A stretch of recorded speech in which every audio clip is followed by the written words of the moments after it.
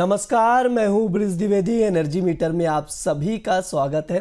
Crude oil की बात की जाए तो आज के सेशन में घरेलू बाजार में तो 5700 का भाव चल रहा है, स्टेबल है।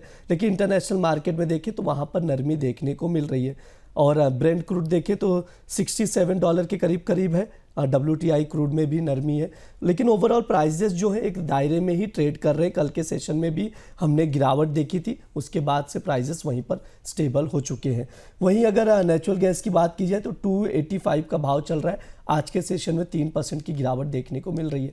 ऐसे में कच्चे तेल और नेचुरल गैस में ट्रेडर्स क्या स्ट्रैटेजी बनाकर चल सकते हैं, इस पर बातचीत करने के लिए हमारे साथ जुड़ रहे खास मेहमान कमोडिटी समाचार सिक्योरिटीज के को फाउंडर और head of research Ankit Kapoor ji. Ankit sir, स्वागत है आपका द बोनस में। जी नमस्कार। सर, क्रूड ऑयल से शुरुआत करना चाहेंगे। कैसे देख रहे हैं क्रूड ऑयल के प्राइजेस को? कल के सेशन में हमने देखा 3% की गिरावट आई। अब प्राइजेस स्टेबल है, घरेलू बाजार में 5700 का भाव चल रहा है। ट्रेडर्स क्या स्ट्रैटेजी बनाकर चल सकते हैं? देखिए, क्रूड ऑयल के अंदर अगर देखा जाए तो दोनों तरफ के मूवमेंट देखने को मिल रहे हैं। लेकिन जो इन्वेंट्री आई थी बुधवार को वो काफी प्लस होके आई थी, 8 मिलियन बैरल के आसपास प्लस होके आई थी।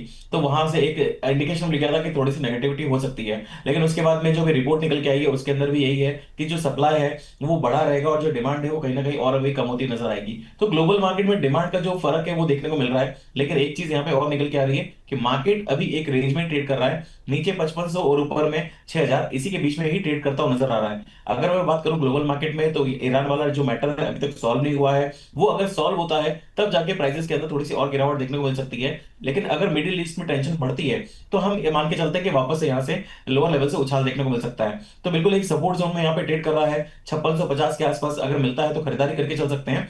लेकिन 5500 का स्टॉप लॉस स्ट्रिक्टली लगा के रखेंगे। आने वाले टाइम में 5900 और 6000 तक के टारगेट्स देखने को मिल सकते हैं। सर, कोई ब्रॉडर रेंज है क्या क्रूड ऑयल का, बताया जा सकता है यहाँ पर?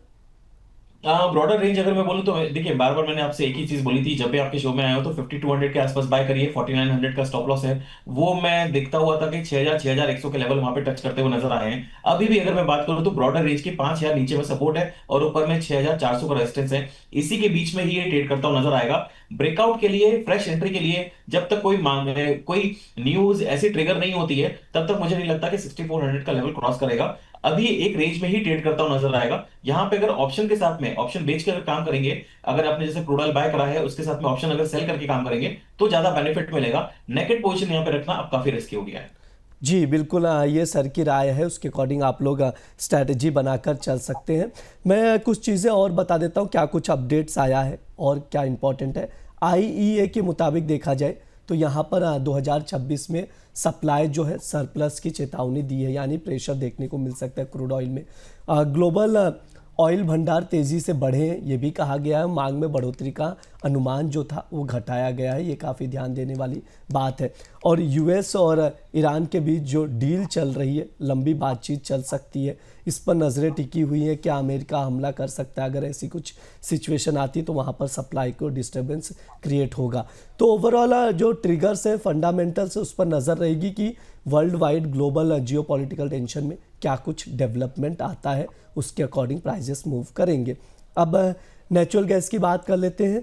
285 का भाव चल रहा है, 3% की गिरावट देखने को मिल रही है आज के सेशन में। सर, नेचुरल गैस में क्या स्ट्रैटेजी बनाई जाए? देखिए, नेचुरल गैस अभी मुझे वीक लग रहा है। किसी को भी बेचना है तो यहाँ पे बिकवाली करके चल सकते हैं। 302 रुपए का स्टॉप लॉस रहेगा। आने वाले टाइम में 270 तक के टारगेट देखने को मिल सकते हैं। वहीं अगर मैं बात करूं ऑप्शन स्ट्रैटेजी की तो यहाँ पे 290 का जो कॉल ऑप्शन है उसको बेच के काम करा जा सकता है। तो थोड़ा सा उछाल अगर मिलता है तो 16 रुपए के आसपास बेचें। स्टॉप लॉस 20 रुपए का लगाएंगे। टारगेट नीचे में 10 रुपए तक देखने को मिल सकता है। ठीक है, नेचुरल गैस में यहाँ पर बेचने की सलाह दी जा रही। 290 का कॉल ऑप्शन 16 पर शॉर्ट करें, 10 तक के टारगेट के लिए 20 का स्टॉप लॉस लगाकर चल सकते हैं। सर, नेचुरल गैस का कोई डाउन साइड लेवल्स देख रहे हैं, कोई बड़ी गिरावट धीरे धीरे? देखिए, अभी जो बड़ी गिरावट है तो 270 का एक मेजर सपोर्ट बना हुआ है। 270 के नीचे जाता है तो वापस 260 255 तक के लेवल्स देखने को मिल सकते हैं। 220 का यहाँ पे मेजर सपोर्ट है, उसको तोड़ना मुझे लगता है काफी मुश्किल रहेगा। और तो नीचे लेवल 260 255 से वापस से बाउंस बैक देखने को मिलेगा। ठीक है, ये सर की राय निकल कर आ रही है नेचुरल गैस को लेकर। सर, वापस से हम लोग नेचुरल गैस को उस लेवल पे देख पाएंगे जैसे हम लोग देखे थे 400 और उसके ऊपर, या मुश्किल है। क्लाइमेट चेंज होना और चीज़ें? देखिए, अब तो गर्मी का टाइम आना चालू हो गया है, ठंड सारी खत्म हो चुकी है, तो यहाँ पे अब नेचुरल गैस की डिमांड मुझे नहीं लगता कि कोई बहुत जल्दी निकल के आने वाली है। तो यहाँ पे अभी स्लगिशनेस थोड़ी सी रहेगी अगले 2 से 3 महीने। उसके बाद में अगर बाकी चलिए ग्लोबल टेंशन अगर मिडिल ईस्ट में होता है या फिर कोई रशिया को लेकर कोई टेंशन वापस निकल के आता है, क्योंकि जो स्टेटमेंट निकल के आया है वो तो बिल्कुल अमेरिका के सपोर्ट में आया है। और अगर इसके अगेंस्ट में जाती हैं चीजें तो वापस से कुछ ना कुछ पैनिक अगर क्रिएट होता है तो बात अलग होगी। लेकिन मुझे लगता है कि अगले 2 महीने इसी रेंज में चलता हुआ नजर आएगा। कोई बहुत बड़ी एक्सपेक्टेशन अभी हाल फिलहाल में मान के ना चले। लेकिन जैसे जैसे आगे टाइम आएगा, बहुत बड़ी गिरावट की तो एक्सपेक्टेशन लेके नहीं चल रहा हूं। जैसे जैसे आगे टाइम बढ़ेगा तो ये कंसोलिडेशन से बाहर आएगा, उसके बाद में नई तेजी के रुझान बन सकता है। लेकिन मैं एक ही बात बोलूंगा, नीचे के लेवल पे बिकवाली करके काम बिल्कुल भी नहीं करना है। थोड़ा सा एक अभी शॉर्ट टर्म में एक पैनिक देखने को मिल सकता है, जो हमने कॉल भी दी है, लेकिन बिना स्टॉप लॉस के बिल्कुल भी ट्रेड ना करें। सर आपने रशिया का जिक्र किया तो थोड़ा सा आपसे विस्तार से समझना चाहूँगा। कुछ डील्स भी हो रही है नेचुरल गैस और तमाम चीज़ों को लेकर, समझौते भी हो सकते हैं, उस प्रस्ताव में लिखा हुआ है। क्या उसका बहुत मेजर इम्पैक्ट देख पाएंगे हम लोग?